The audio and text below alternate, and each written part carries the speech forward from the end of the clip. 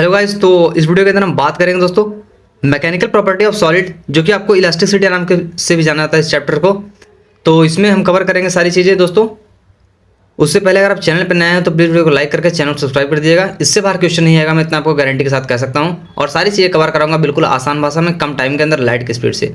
तो चलिए बिना किसी टाइम वेस्ट के हम करते हैं वीडियो को शुरू दोस्तों। तो हमारा चैप्टर है दोस्तों मैकेनिकल प्रॉपर्टी ऑफ सॉलिड। ठीक है, चलिए तो यहाँ पर हम कुछ टर्म्स देख लेते हैं। जैसे दोस्तों उसको जानने से पहले तो डिफॉर्मिंग फोर्स क्या होता है। तो डिफॉर्मिंग फोर्स दोस्तों कोई ऐसा फोर्स जो चेंज ला दे किसी के शेप में, मतलब जो ऑब्जेक्ट के शेप में चेंज ला दे जब उस पर फोर्स अप्लाई हो।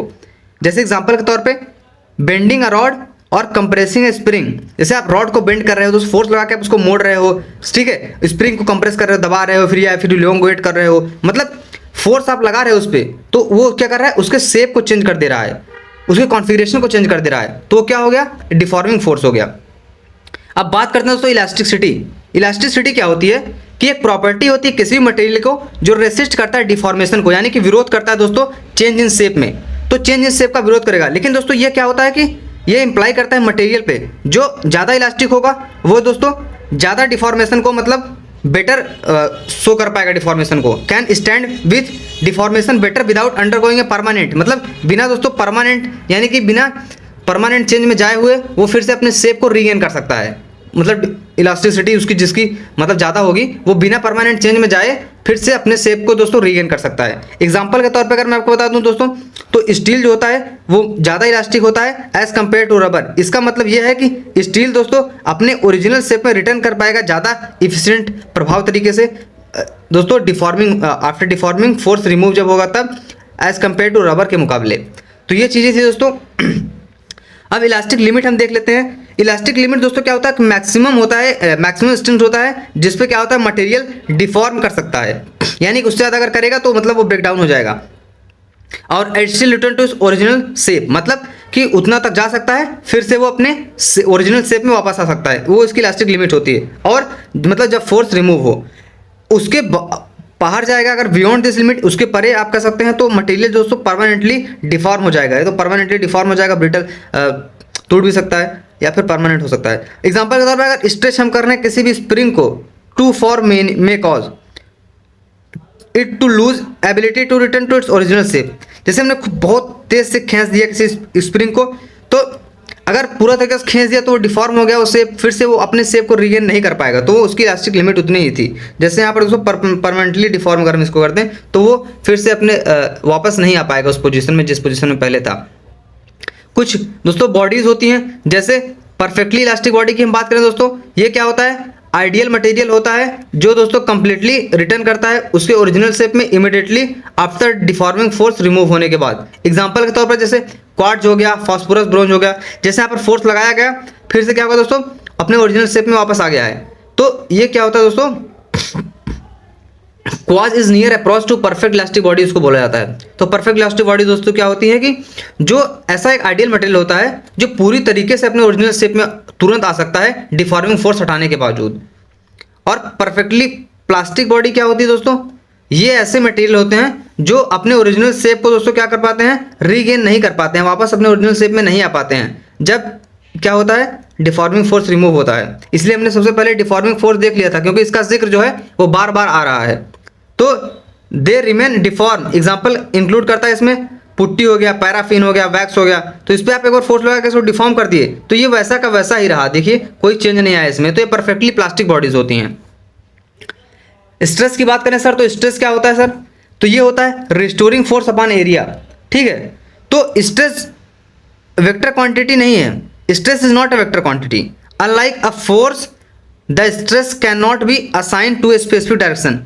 स्ट्रेस दोस्तों आप किसी स्पेसिफिक डायरेक्शन में आप नहीं उसको मतलब निर्धारित कर सकते हैं, असाइन कर सकते हैं। ऐसा इसलिए क्योंकि जो फोर्स एक्ट करेगा किसी पोर्शन ऑफ द बॉडी पे जो इस पर हम फोर्स लगाएंगे दोस्तों, स्ट्रेस लगेगा on a specific side of A section has definite direction, उसकी होगी डायरेक्शन जिस डायरेक्शन में, मतलब जिस स्पेसिफिक पोर्शन पे हम लगाएंगे फोर्स उस पर, ना कि दोस्तों पूरे बॉडी का डायरेक्शन डिफाइन होगा उससे, ना हम उसको असाइन कर सकते हैं। स्ट्रेस भी कई टाइप के होते हैं दोस्तों। टाइप्स ऑफ स्ट्रेस में जैसे नॉर्मल स्ट्रेस हो गया।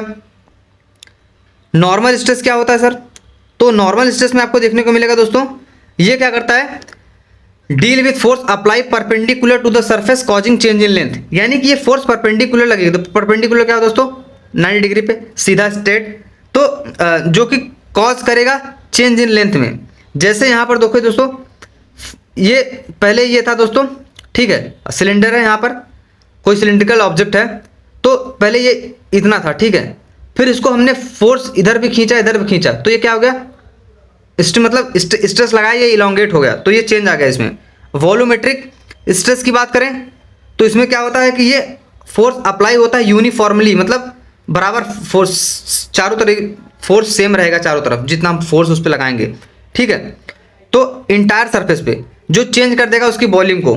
जैसे यहाँ पर दोस्तों ये इतना बड़ा मतलब कुछ भी हो सकता है, यहाँ पर ऑब्जेक्ट कोई था तो उसको हमने कंप्रेस किया चारों तरफ से यूनिफॉर्मली, तो वो दोस्तों छोटे से शेप में चेंज हो गया। तो ये वॉल्यूमेट्रिक जनरली स्फेरिकल बॉडी के लिए देखा जाता है around 3D object. Tangential stress ये डील करता है फोर्स जो अप्लाई होगा पैरेलल, जो कॉज करेगा चेंज इन शेप में, मतलब पैरेलली आप देखिए इसमें फोर्स अप्लाई हुआ तो इसमें ऑब्जेक्ट में चेंज आया, तो ये था टेंजेंशियल स्ट्रेस। अब स्ट्रेस के कई टाइप होते हैं दोस्तों, कौन कौन से होते हैं सर? एक तो हो गया नॉर्मल स्ट्रेस, जो कि लॉन्गिट्यूडनल स्ट्रेस यहाँ पर उसको हम बोल सकते हैं। इसमें क्या होता है sigma 1 is equal to FN, यानी कि नॉर्मल फोर्स अपॉन एरिया, ठीक है, क्रॉस सेक्शन एरिया भी कह सकते हैं। तो ये हो गया नॉर्मल फोर्स अपॉन एरिया। दूसरा क्या दोस्तों वॉल्यूम स्ट्रेस, इसमें क्या होता है रो volume FR upon area, restoring force upon area. तीसरा सीयर या फिर टेंजेंशियल स्ट्रेस हम इसको बोलते हैं, तो इसमें हो जाएगा सिग्मा T, यानी कि tangential stress is equal to FT upon A, यानी कि टेंजेंशियल फोर्स अपॉन एरिया। ये हो गया, ठीक। तो ये था फॉर्मूला कुछ चीज़ों का। स्ट्रेन क्या होता है सर? ये फ्रैक्शनल चेंज होता है दोस्तों कॉन्फ़िगरेशन में, जो अप्लाई होगा फोर्स किसी भी ऑब्जेक्ट के ऊपर, बॉडी के ऊपर। तो स्ट्रेन जो होता है change in size of the body upon original size of the body. कितने टाइप के स्ट्रेन होते हैं सर? तो 3 टाइप के स्ट्रेन होते हैं। लॉन्गिट्यूडनल स्ट्रेन जो कि होता है E is equal to delta L by L, यहाँ पर ये तब होगा जब किसी लेंथ में चेंज होगा दोस्तों, यानी कि लीनियर चेंज आप कह सकते हैं, लेंथ में चेंज। वॉल्यूमेट्रिक की बात करें तो डेल्टा V बाई V हो जाएगा, ये कब होगा जब वॉल्यूम में चेंज होगा। शियर स्ट्रेन क्या होता है दोस्तों? Theta is equal to XL भी हो सकता है, वहाँ पर R भी हो सकता है, बाई H हो जाएगा।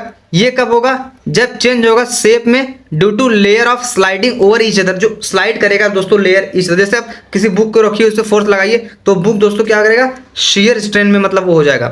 तो स्ट्रेन जो होता है जनरली क्या होता है दोस्तों unit less and dimension less होता है दोस्तों, ठीक है। और हुक्स लॉ की बात करें तो यहाँ पर ये sigma directly proportional to E होता है, जो कि E is equal to sigma upon E होता है। E यहाँ पर क्या है मॉडुलस ऑफ इलास्टिसिटी है, जो कि डिपेंड करता है nature of material of the body पे, और उस ये इंडिपेंडेंट होता है उसके डायमेंशन पे, जैसे लेंथ, वॉल्यूम और ETC। मॉडुलस ऑफ इलास्टिसिटी की बात करें दोस्तों तो young modulus, bulk modulus and modulus of rigidity, 3 प्रकार के यहाँ पर दोस्तों मॉडुलस ऑफ इलास्टिसिटी होती हैं।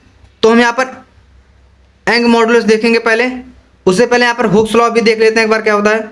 ये वैलिड होगा दोस्तों linear part of the stress और स्ट्रेन कर्व के लिए। यंग मॉडुलस दोस्तों क्या होता है रेशियो होता है नॉर्मल स्ट्रेन का टू द लॉन्गिट्यूडनल स्ट्रेन। तो गामा इज इक्वल टू यहाँ पर इसको वाई गामा से डिनोट करते हैं, तो ये longitudinal stress upon longitudinal strain हो जाएगा, तो हो जाएगा FL into A delta L हो जाएगा, ठीक है। और यंग मॉडुलस जो होता है Young modulus and shear modulus are relevant होते हैं सॉलिड के लिए। So only solid have length and shape, क्योंकि सॉलिड के पास ही दोस्तों क्या होता है लेंथ और शेप होता है। लिक्विड के पास तो अपना खुद का शेप होता नहीं, उसको जिस भी कंटेनर में आप डालेंगे वो उस तरीके का शेप ले लेगा है, और गैस का भी कोई शेप नहीं होता है। तो सिर्फ सॉलिड के पास ही दोस्तों क्या होता है लेंथ और शेप होता है।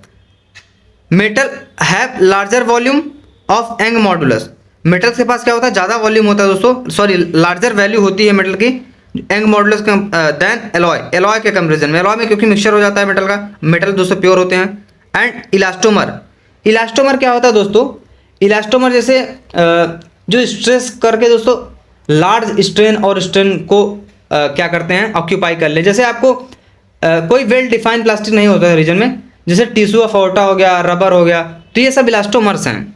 एनसीईआरटी की लाइन है दोस्तों, आपको देखने को मिलेगी इलास्टिक मॉडलिंग के ऊपर एक लिखा था ये पैराग्राफ में। और a material with large value of young modulus require करेगा लार्ज फोर्स ताकि प्रोड्यूस हो स्मॉल चेंज उसके लेंथ में। और यहाँ पर दोस्तों slope of strain graph versus young modulus graph दिया गया है। क्वेश्चन ये है कि फाइंड करना है आपको यंग मॉडुलस। तो ये ग्राफ दोस्तों यहाँ पर देख पा रहे होंगे, gamma A gamma B, slope of A जो है दोस्तों क्या है 30 डिग्री का यहाँ पर एंगल बना रहा है, थीटा 30 डिग्री है, तो ये टोटल 90 डिग्री का होता है। तो ये दोस्तों हो जाएगा 10, हम लेते हैं दोस्तों tan 60 हो जाएगा ये, ठीक है। बी जो है 50 का बता रहा है, तो ये हो जाएगा 10 45 यहाँ से हम लेंगे इधर से, तो ये हो जाएगा दोस्तों कितना हो जाएगा, ये हो जाएगा tan 60 हो गया आपका √3 और tan 45 1, तो √3:1 इसका वैल्यू आ जाएगी। यंग मॉडुलस इन्वर्सली प्रोपोर्शनल होता है टेम्परेचर के। तो स्ट्रेस और स्ट्रेन का ग्राफ बना है θ1 θ2 दोस्तों, दो एंगल दिए गए हैं, टेम्परेचर 1 और टेम्परेचर 2 यहाँ पर दिया गया है। तो टेम्परेचर 2 दोस्तों जो होगा वो टेम्परेचर 1 से ज़्यादा होगा, गामा 1 जो होगा दोस्तों गामा 2 से ज़्यादा होगा, ठीक है। यंग मॉडुलस अपॉन टेम्परेचर और ये मॉडुलस अपॉन टेम्परेचर का दिया गया है। बल्क मॉडुलस क्या होता है सर, तो बल्क मॉडुलस रेशियो होता है वॉल्यूमेट्रिक स्ट्रेन का वॉल्यूमेट्रिक स्ट्रेन में, इस वॉल्यूमेट्रिक स्ट्रेस का वॉल्यूमेट्रिक स्ट्रेन में। तो ये होता है दोस्तों volume stress upon volumetric strain. B यानी कि बल्क मॉडुलस होता है -v delta P by delta V। और इसमें दोस्तों क्या होता है आइसोथर्मल, जिसमें टेम्परेचर कांस्टेंट रहेगा, तो ये बल्क मॉडुलस दोस्तों बराबर हो जाएगा प्रेशर के। और एडियाबैटिक में दोस्तों हीट कांस्टेंट रहेगी, कोई एक्सचेंज नहीं होगा, तो B = P गामा हो जाएगा, तो गामा हो जाएगा Cp बाई CV। फिर दोस्तों ये यंग मॉडुलस जो होता है, बल्क मॉडुलस जो होता है वो क्या होता है कि सॉलिड का दोस्तों लिक्विड का सॉलिड से ज़्यादा होता है और लिक्विड का गैस से ज़्यादा होता है, ठीक है। तो आइसोकोरिक में क्या होगा दोस्तों वॉल्यूम कांस्टेंट होगा, तो ये इनफाइनाइट हो जाएगा बल्क मॉडुलस। आइसोबारिक में प्रेशर कांस्टेंट होगा, तो ये 0 हो जाएगा, क्योंकि यहाँ पर लिक्विड का ज़्यादा होता है। कंप्रेसिबिलिटी की बात करें तो ये कंप्रेसिबिलिटी एक ऐसी मेजर होता है कि हम किसी मटेरियल को कितना कंप्रेस कर सकते हैं, यानी कि रिड्यूस कर सकते हैं उसकी वॉल्यूम को, ठीक है, किसी एक पर्टिकुलर प्रेशर पे, अंडर प्रेशर।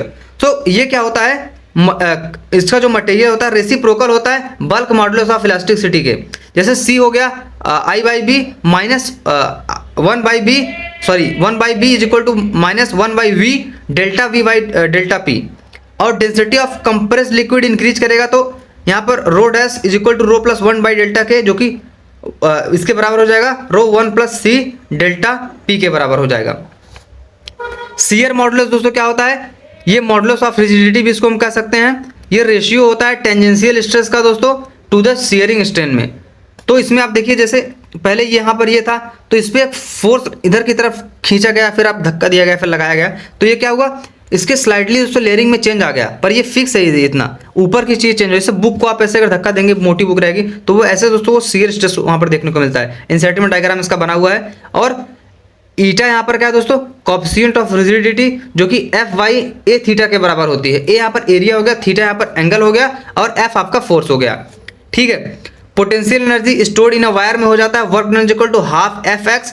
यहाँ पर x क्या होगा, कितना इलोंगेट किया है, मतलब कितना उसमें दोस्तों तना खींचा है, और work done in elongation of x, work done हो जाएगा दोस्तों F × x। तो यहाँ पर एक वायर था दोस्तों जिसको L लेंथ का, जिसको दोस्तों F फोर्स लगा के कोई x एरिया में इलोंगेट किया गया है, तो क्या हुआ है यहाँ पर दोस्तों ये इलोंगेशन कहा जाता है Fw = F × x। Energy store हो जाती है ½ Fx = U, और U यानी पोटेंशियल एनर्जी हो जाएगी ½ AY।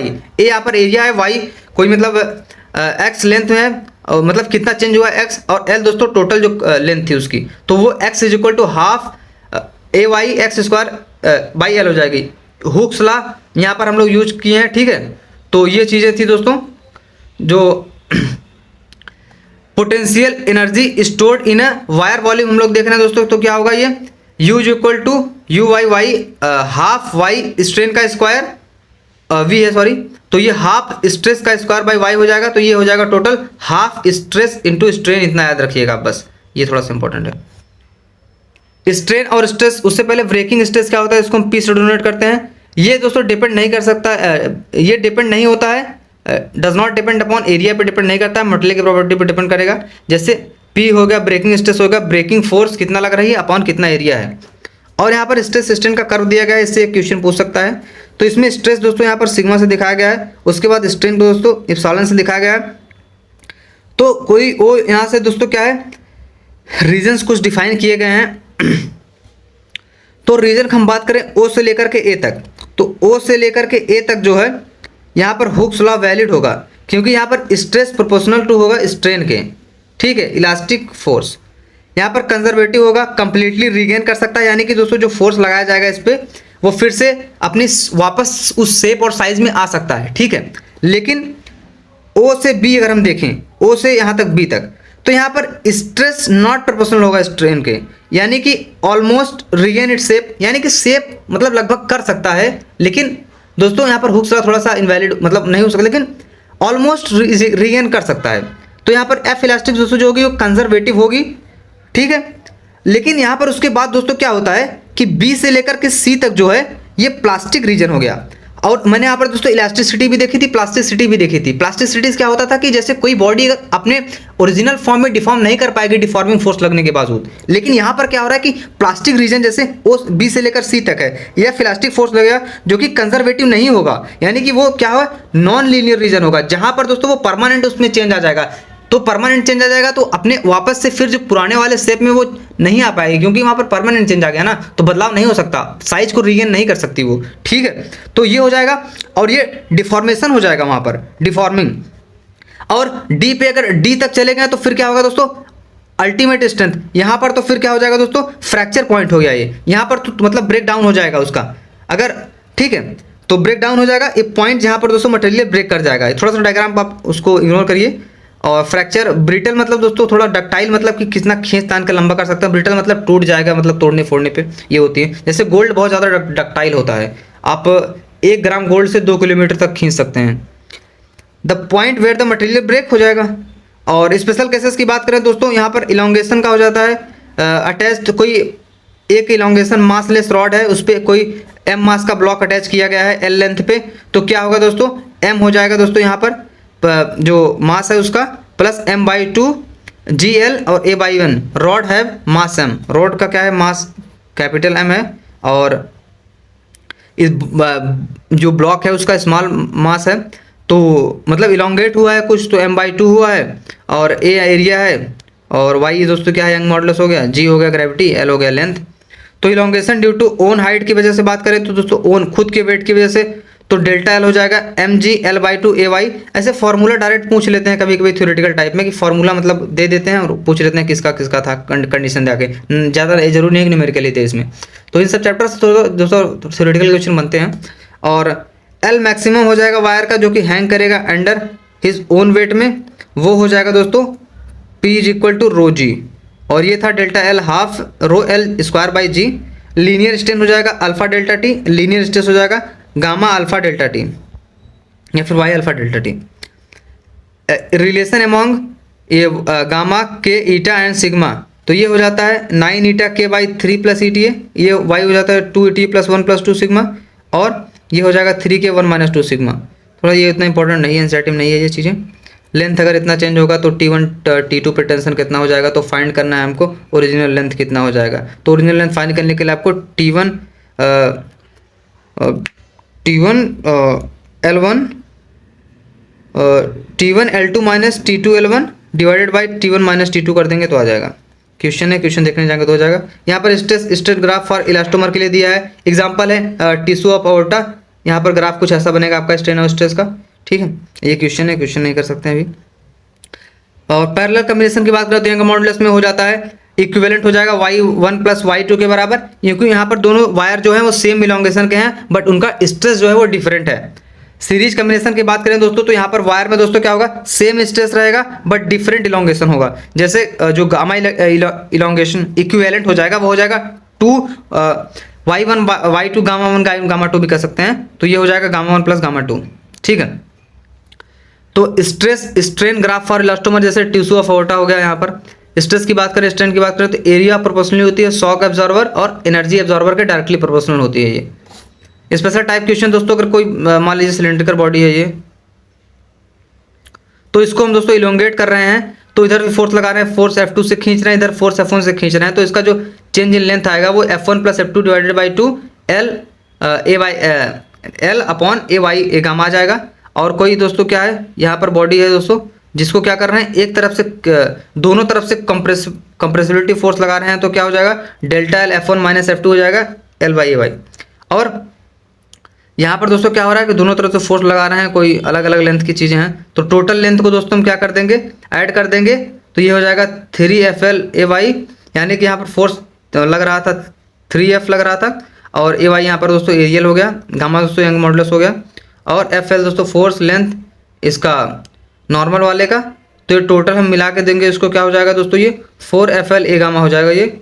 और यहाँ पर दोस्तों क्या है कि डेल्टा इलॉन्गेशन आ जाता है किसी रॉड के लिए, जैसे दोस्तों एक ही तरफ से फोर्स लगा रहे हैं, तो हो जाएगा FL2A गामा। तो ये था आपका कंप्लीट चैप्टर, आशा करता हूँ बढ़िया लगा होगा, कमेंट करके बता सकते हैं। Thank you for watching this video, thank you so much guys.